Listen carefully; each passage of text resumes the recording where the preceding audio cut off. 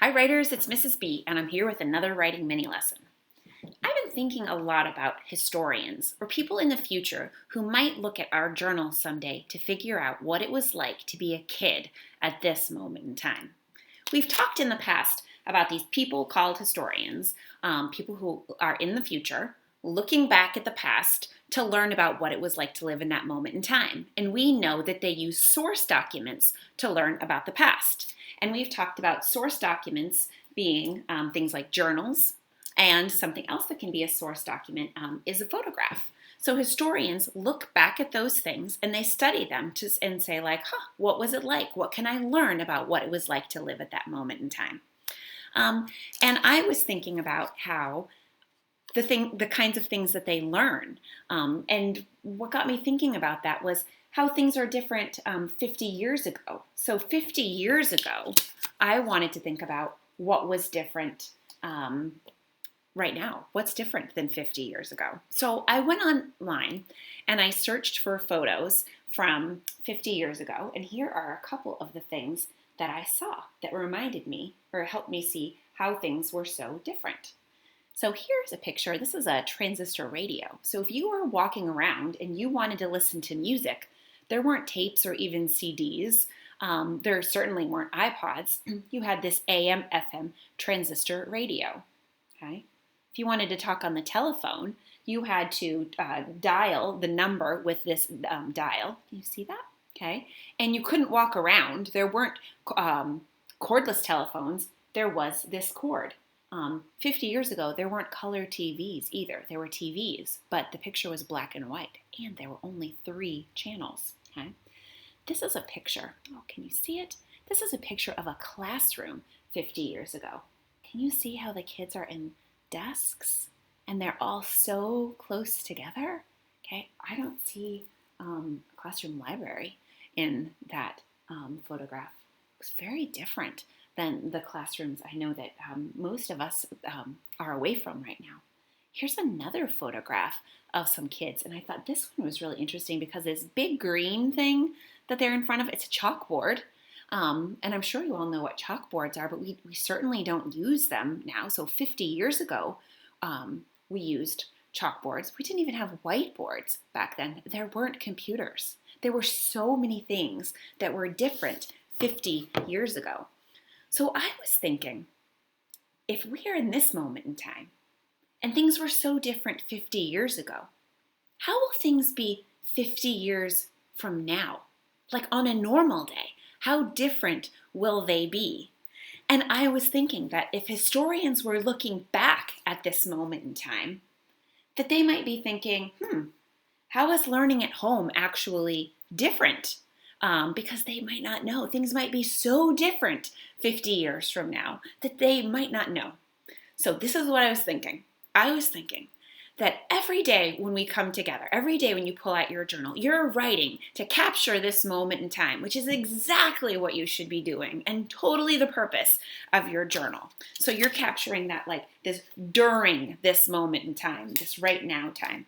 But I was thinking to help out future historians who might be looking back at this 50 years from now, 100 years from now, so different, okay, who are looking back, we might also want to include some information about what it was like to be a kid before the shutdown, so that they would be able to understand how different these things were. And we can't write this yet, but I just have to say, I can't wait until we get to write about what it's like after the shutdown when we get to go back into our schools and to see each other. And I'm wondering if there's some things that we'll do differently. We've learned to use technology in some different ways, but I won't get ahead of myself. But I'm just saying I can't wait till I can get back to school and see everyone. So for our purpose today, I thought it'd be really interesting to think about this like our present right now during the shutdowns, but also documenting a little bit of the past. Here's another thing that I came up with to help this hopefully make sense. Okay, so this is a timeline, and most of you have seen timelines before, and we know that if a timeline has an arrow at either end, it means that the time keeps going. Okay, it continues, and this shows that there was time before that. So this right here is a timeline of this school year. Starting in August and May. Ours actually goes into June. I ran out of time on my timeline. but it keeps going. Right now it's May. And I was thinking about how we started in school, towards the end of August this year. This is when we were in school. And then we were doing all kinds of learning in school together, okay? And we went out of school because of COVID-19, almost right in the middle of March. And that's when our at-home learning started. And that's the during. We've been writing a lot about this at-home time in our journals. However, if we wanted to write about this before shutdown time, we could think about all the things that might have happened here. Some of the things that I was thinking might be particularly interesting to document might be, how did we use technology during this time? Okay, we are using technology all the time for teaching and learning, but that doesn't mean we weren't using it before the shutdown. We were using it, iPads, Chromebooks, laptops, different types of technology. But the way that we were using technology before the shutdown is a little bit different than how we're using it during the shutdown. I'm thinking right now about how play. What does play look like now when we are all at home? What did play look like before? I know I'm thinking play like sports. For example, sports aren't happening in stadiums where people can go and watch them. Kids are not playing on teams right now so that people are keeping socially distanced. But there was a lot of that happening right here, and that would be really interesting to write about this before the shutdown part. I'm thinking about work and how work for family members was different during time and what it was like before. I know my job is certainly very different right now. Before the shutdowns, I had never taught in my kitchen or in my basement or had to communicate with kids through the screen, okay? I'm also thinking about how getting supplies into my home, how that is right now in this during time, and how that was different.